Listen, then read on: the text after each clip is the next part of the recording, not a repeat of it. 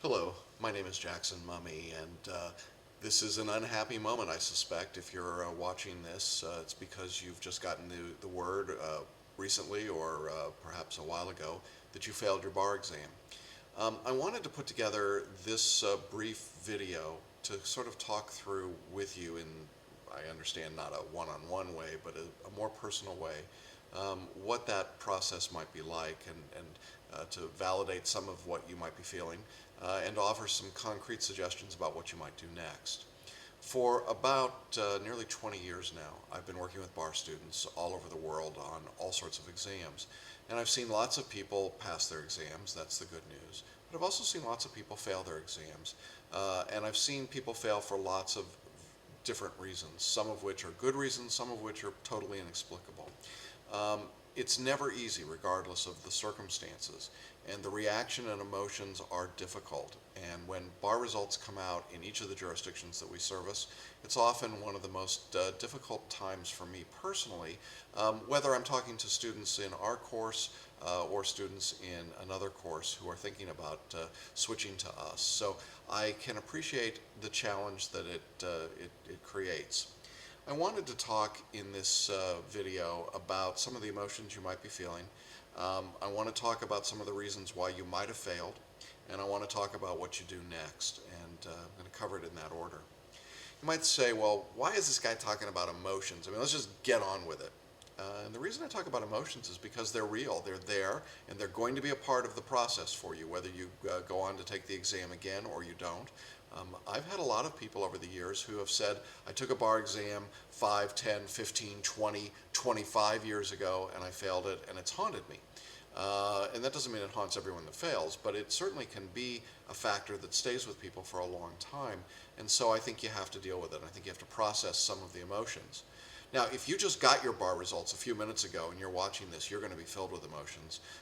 You may be in shock right now. If you got your results a while ago and you've sort of passed through that shock, you're probably going through a fair number of the phases of grief because it is very much like a grief process that occurs.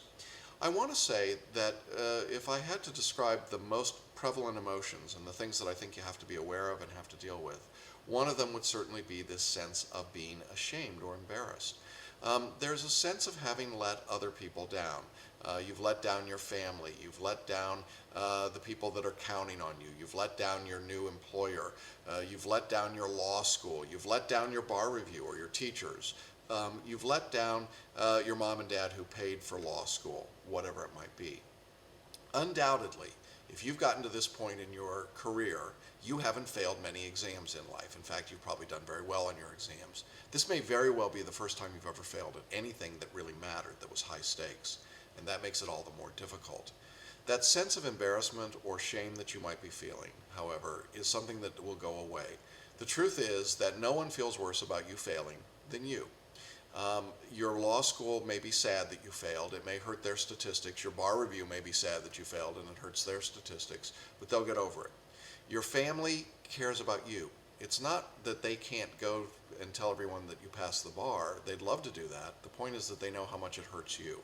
And so I guess that one of the things you need to be aware of is that everyone's going to walk on eggshells around you for a while, trying to get a sense of how you approach it. If you feel sorry for yourself, if you walk around in perpetual martyrdom, it's going to be tough for other people to deal with you. How does your law firm or your employer feel about it? Well, they're unhappy. It's not a good situation. Sometimes it's great for them because now they've got a really low-paid, overly effective paralegal or of counsel. But by and large, they're disappointed too. Everyone's disappointed, but everyone's going to take their emotional cue from how you react. If you walk around as though you're embarrassed and you're ashamed, it's going to really reflect in how people deal with you. So you need to hold your head up. You need to accept that it's occurred. You don't have to announce it to the world. You don't have to send out a mad email to the world telling them that you failed. You don't have to post it on blah-blah-blah.com. But you acknowledge it where it happens. I think the other emotion that I see the most at this stage typically is anger. People get angry. They get angry at the bar review. They get angry at the bar examiners. They get angry because the facilities weren't right or the technology went wrong. They get angry at their law school that didn't prepare them properly. They get angry at the bad weather and the lousy travel they had getting to the test site. They are angry with their employer for not giving them enough time to study before the exam. You can name lots and lots of things. But when it all comes down to it, I think at the end of the day, really most people that fail the exam are just angry at themselves. They're angry that they're in this position. They're angry that their financial future, their economic security may not be as good as it was if they'd passed the exam. They're angry that they have to go through this again. They're angry that they even had to take the stupid test in the first place. If they're already licensed, if you're a practitioner in another state and you're coming to Florida or California or New York, you're angry that you even had to do it, much less that you failed it. So anger is a big part of this. Now, anger does go away. That's the good news. I rarely see people that hold that anger forever. A few of them get pretty vindictive, but for the most part, anger goes away. So don't let the anger scare you. It's there, it's normal, it's natural, and it will, I think, in most cases pass. Another emotion and like so many of these other emotions, the frustration is very real, and it's something that you're going to have to deal with. There are positive and I think productive ways of dealing with the frustration. One of the best things you can do certainly is to get some physical exercise, to get outside, to get by yourself, to go do some things that are not related to studying for the bar. As silly as it sounds, going to the movies, going out to a ball game, spending some time with loved ones, doing something other than talking about the bar exam will help relieve some of that frustration. But if you're feeling frustrated, it's a normal response, and it's one that you shouldn't beat yourself up about. I think the last of the emotions that I see most frequently would be what I would describe as simply resignation or acceptance of the circumstance, kind of a hopelessness.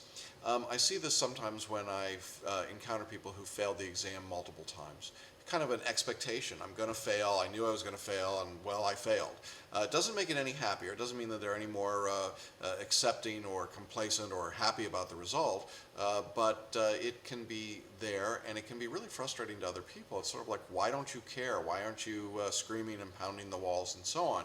And part of the reason is simply because emotionally you're just spent, and you didn't expect to do well, and you got the results that you expected. It doesn't mean that it's any less heartfelt, and I certainly understand that. Others around you may not.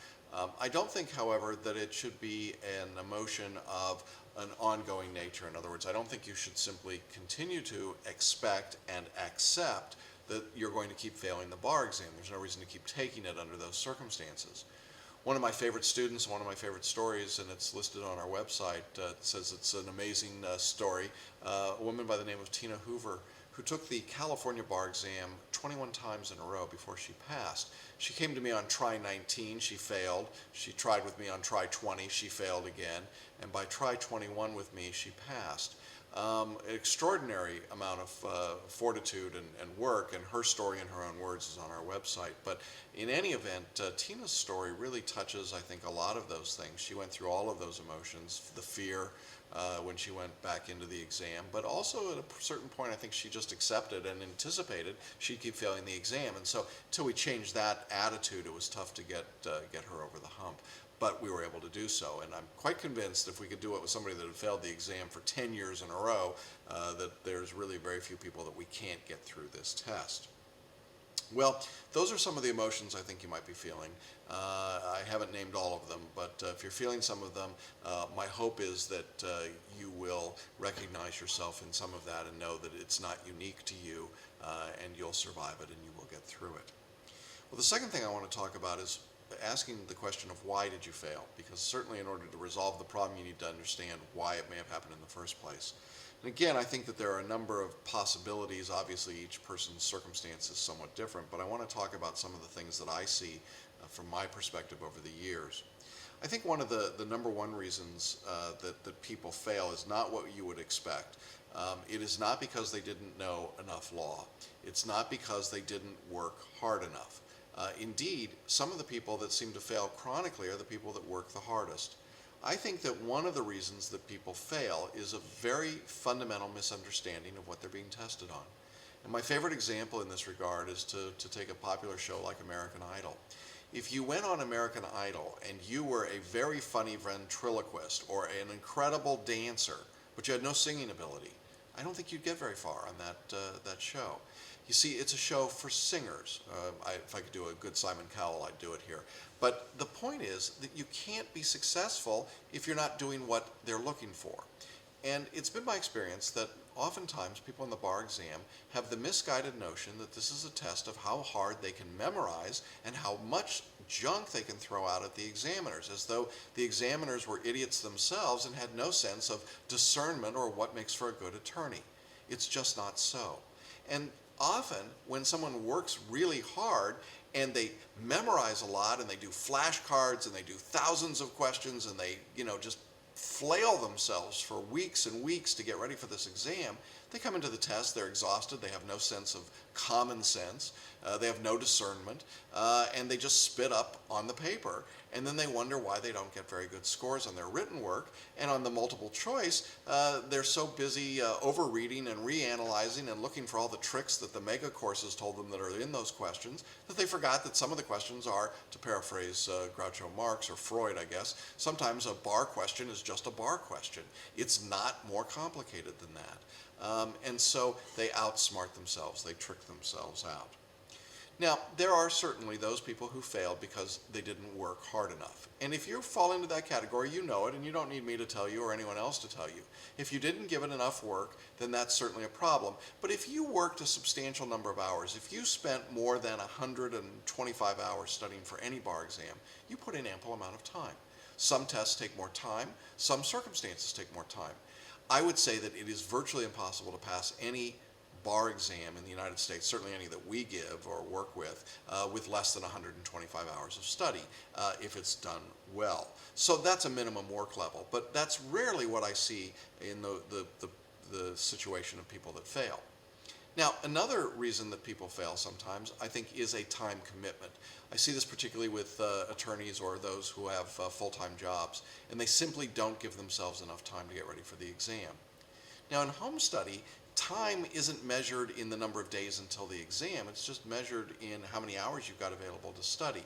So we've had people who've begun the course 30 days before the exam and they've passed. We've also had people that have started a year and a half or 2 years before the exam and they fail. There's nothing magic about when you start. In general, most people will start at about anywhere from 60 days to 120 days before the exam. That's the average. Foreign trained attorneys typically take longer, and those for whom English is not a first language definitely need longer than that. But the time commitment's important, and it doesn't mean that you have to have big blocks of time, certainly not in a home study course like ours. It just means that you have to be able to work consistently, and whether that's at 3 in the morning or 3 in the afternoon, whether it's on your drive into work or it's the commute home, whatever it might be, it's just a matter of working consistently, but you have to make the time commitment. And if you didn't make the time commitment, again, you probably know it, and there's not much that I can add to that. I think one of the big factors and one of the reasons beyond just misunderstanding what the test is that causes people to not be successful, it would be what I would call outside or external factors. These are things like language, background in law schools. If you've been trained in a foreign country, you've been trained in a law system that's not like the US, it's going to be more of a challenge for you to pass the exam. If language is a problem, if English is not your first language and you struggle with understanding it, with reading it, with writing it, that could be a huge reason that you failed. I often suggest immersion programs for people where they have to read and write and think and speak in English even at home with their family that may be speaking and dealing in another language. But the point is that language can be a major barrier for some people. Health can be another barrier. I've had students who've gone in to take the bar exam and they had health problems, they changed their medications, or they didn't take their medicine, or they were pregnant, or they had just realized some traumatic event in their family life, the loss of a loved one. Any of those things can affect your results on the bar. And you need to understand them. They're externals. They may be repeating externals, in which case you have to deal with them. They may be one-time externals. I had a great student in the Texas bar who went in, took the bar exam, and she went in to take it, and she'd worked hard, and she got sick the very first morning and spent most of the session in the bathroom. Well, she didn't pass that time, but it was a one-time event. She went back the next time. She prepared again. She was ready. She didn't get sick, and guess what? She passed the exam. I mean, it happens sometimes that way, and sometimes you just have to accept that there were some externals that couldn't be changed. If your external is something like your language or your background, well, you're going to have to work harder on those areas to get ready for the next test. The final reason that I would point out as to why you might fail might have been the one that you thought I would say first, which is the bar review, the choice of a bar review. You know, the truth is that we're all pretty much going to teach the same law. We have different areas of expertise and different strengths. I think this course is particularly strong in terms of teaching writing for the states that we work in. And I think it's a little more holistic and a little more focused on who you are and not just putting you in as another number and sort of marching you through the process. The reality is that for the big mega courses, they're going to be pretty much at the state bar pass rate because they've got most of the students, and frankly that doesn't give them much of an incentive to do anything extra or special, so they just give you a basic plain vanilla cookie cutter bar review course. But that's good enough for most people to pass. If you took one of those courses and you didn't pass, it might just mean that you need more assistance, you need more tailoring, you need more attention, you need more help. That's where a course like ours might come in. Maybe it was that you just hated the people sitting in the room with you watching videotape. I was never a big fan of the video course. And so maybe that's another reason to change. You know, the truth is that I think the bar review itself is responsible for far less in terms of results than a whole lot of these other factors. I think we can work on the margins and on the edges. I'm proud of our pass rate. It's as high as any published pass rate that I'm aware of in any of the jurisdictions that we're in, and it has been for years and years and years. But the truth is, I think I've got a self-selecting group. I've got people that are motivated, that are good self-workers, that understand what their needs are, and they tend to work hard, and they tend to focus on the things that need to be worked on. And so I think from that standpoint, the bar review is important. Certainly if you didn't use a bar review, I think that's just plain crazy. But you know, I don't know that you necessarily can blame your bar review. And I know that there are people that blame their bar reviews every exam. I listen to people blame other bar reviews. I have no doubt that there's people out there that are blaming me when they don't pass. It happens, it's part of the process, but we're not the ones doing the studying. The best we can do is direct and guide you and help you work on the things you need to work on. So those are some of the reasons I think that you might consider why you failed. There might be one other reason that you failed, and that's because you didn't really want to pass, and that's a pretty awkward, scary kind of thing to think about. But often I suggest to people that they sit down and make a list of reasons, you know, what are the benefits if you pass the bar, and what are the costs to prepare for taking it again, kind of the old Ben Franklin decision tree. And those can be illuminating experiences, you know, because typically when someone's procrastinating or they're just not giving it a good measure or not a good effort, in large part it can be because they really don't want to pass, or they're afraid of what will happen if they make a good full effort and they fail again. And so sometimes you got to deal with those things. Those psychological questions can be a big part of what goes on. In any event, I think you got to ask yourself, why did I fail? And you got to be brutally honest with yourself, and you got to address what those reasons are. Now, once you know why you failed, and hopefully you've done that with a clear enough emotional state that you've got a pretty accurate idea of why you failed, I think the next area to look at is certainly, what do you do now? What next? Now, there are a couple of questions that come up repeatedly when I'm talking to someone who's failed the exam.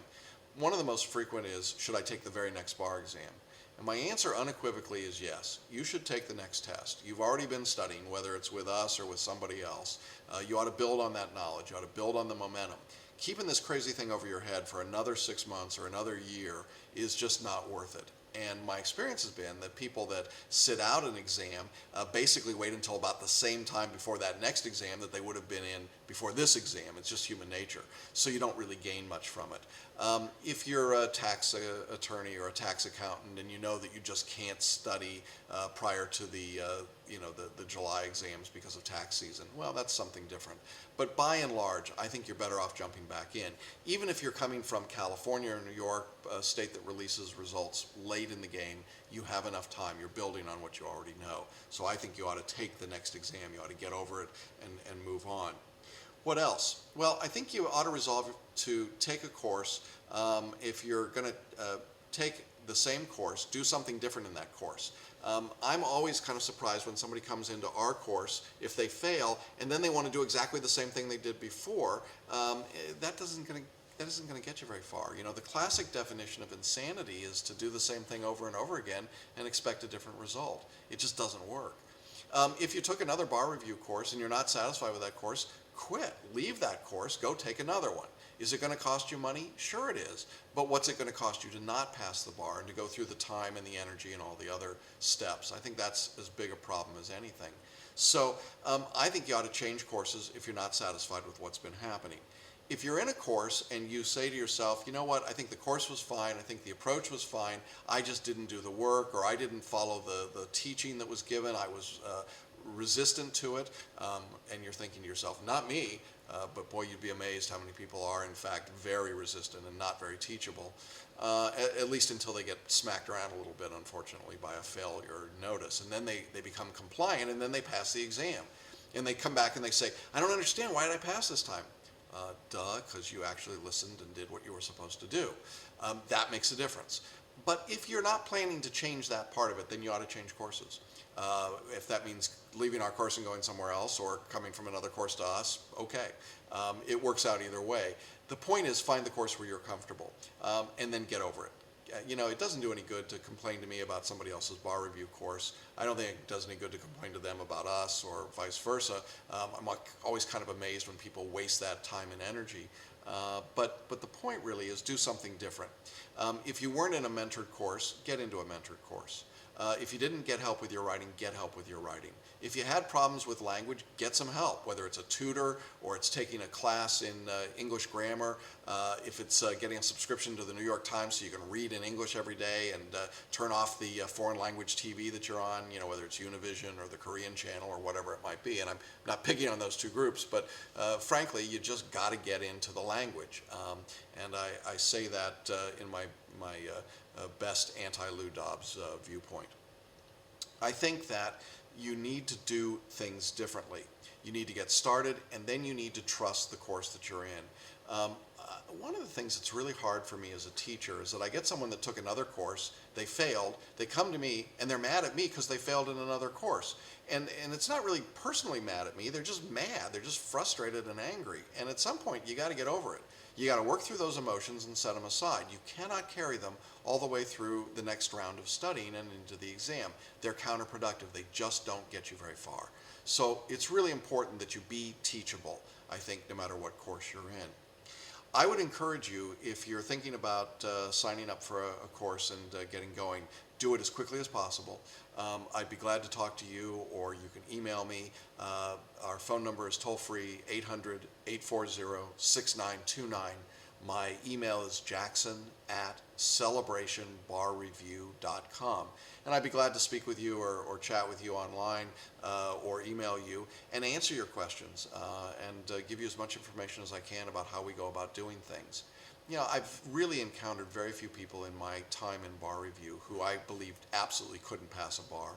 Sometimes we've done some forum shopping, I'll admit, and we've moved some people from one state to another, and we've had success doing that. Sometimes we've just had to change where their focus and their attention went. Sometimes we've had to kind of pound on them a little bit to get them to be teachable or learnable and to give up some of their preconceived notions about the test. But ultimately, there's just no real reason why you shouldn't be able to pass a bar exam. And that's our goal, and that's our philosophy, and we've proven for more than a decade that we can do that. So I want to leave you with the idea of hope. I want to leave you with the idea that you can do this. And I do hope and pray that you will find some peace in this process, that you'll achieve what you want to achieve out of it, that in the midst of the discouragement that you might be feeling right now, that you will find some hope and some enthusiasm for what's coming and the opportunity to show what you really can do, and that's to pass the bar.